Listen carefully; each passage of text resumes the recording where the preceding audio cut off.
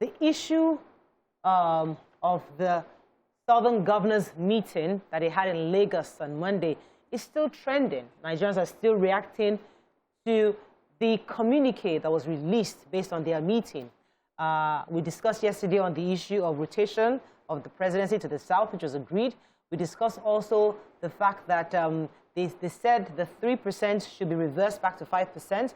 They condemned the 30% that was allocated to investing in the Chad basins from the profits of the oil revenue, and quite a number of things. And Nigerians are still reacting to various parts of these communiques. Some are even saying their meeting was totally divisive. In this present-day Nigeria, we must admit that certain things are becoming too obvious. The imbalance is becoming too obvious. You know, the president continue, and his Attorney General, when he speaks, continue to speak as if these other people, what are they even saying, self? So we must continue, we must reflect a one Nigeria agenda. Yes. If somebody has any grievance from any part of Nigeria, and there's no minority again, like YK said yesterday, minority don't finish. Everywhere you don't wake up. There's no three major tribes. That thing don't die since. We are now one Nigeria, and we must, when somebody rises up and says, my region is suffering this, as a federal government, as a unified government, we must look at that issue holistically. I am happy about this meeting. I'm happy that we're speaking with one voice, and I'm happy that there is a resolve. And, you know, many times we complain that you are in the government, these governors are in government, you are in power. How can you see something happening and you say you cannot affect, you are not influencing what is going on? Obviously now, there is a clear statement of intent on the part of governors on how they feel the National Assembly can make things better for them in their states, and they've made it clear. These are the policies you are about to sign. We don't agree with it. We are a federation. Yes. We are a republic. No one part should have the right to say another part, what they are saying is inconsequential. It's like you have 3 children, and your children, one of them is complaining, and you're saying what you're saying is dividing the family. No. If you want a united family, you listen to everybody. Honorable Leke Adedeji from Yagba Federal Constituency in Kogi State is a member of House of Representatives. Good morning, sir. Are you there? What are you doing to lobby or to discuss with your northern counterparts to get some kind of to get a feeler of where they stand on these issues raised by the southern governors? Are you making headway? Like what is you mentioned them one after okay, the other. So the first thing we're talking about, the electoral process, for example, we're supposed to have that bill carried out this month.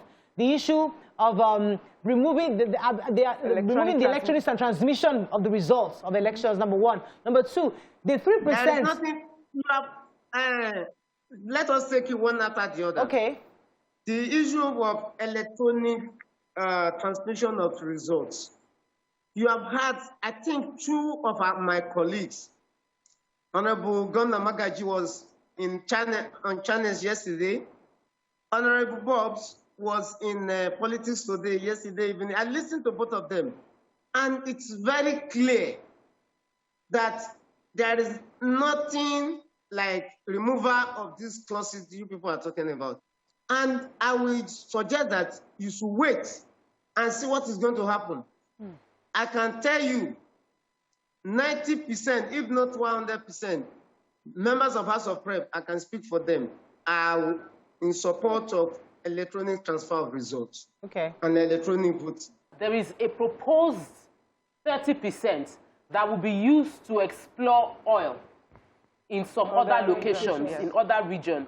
And the governors of the South are saying they don't want it. They have rejected that clause in the proposed bill that's passed. I, for one, am in support of that. And the issue of the PIB on host communities that gave them 5%, I think if you look at the House of Rep too, when the same page with them, it's 5% that was passed in the House.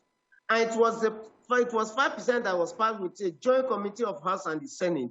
It was at the floor of the Senate that they changed it, but I believe that's the equity. People are looking at the quantum of money. They are not looking at the resources that is taken away. To me, Honorable, I want you to be very clear. We understand your own position, no doubt. It's very clear from the South. we're saying to give us feelers of your colleagues in the North, what their vision, what their own positions are. So one thing they have to be on the issue of 5% or 30%. Both. What is their own issue? What was their position on the issue of 30%? We are one. We are the same. I mean, on the issue of 5% for host communities, it's the same, both North and South in the House of Representatives. It's the same thing. There's no difference. Okay. My contribution about this North-South divide, please, the governor should stop it. The Northern governor should also stop it. Where are our leaders? Have they gone to bed? Where are our leaders? That should call Mr. President to order, should call the governors to order, should call our senators and House of Representatives to order.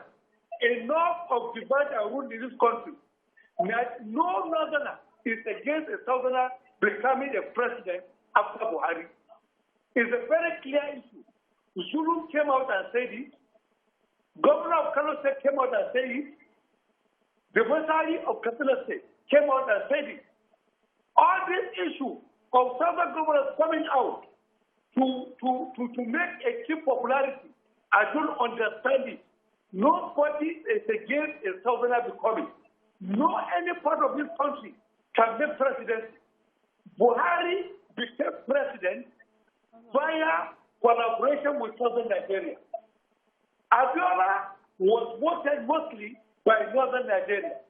So please, enough of this divide and rule. Nobody is against anybody. Our former head of state should call everybody to order from president to governor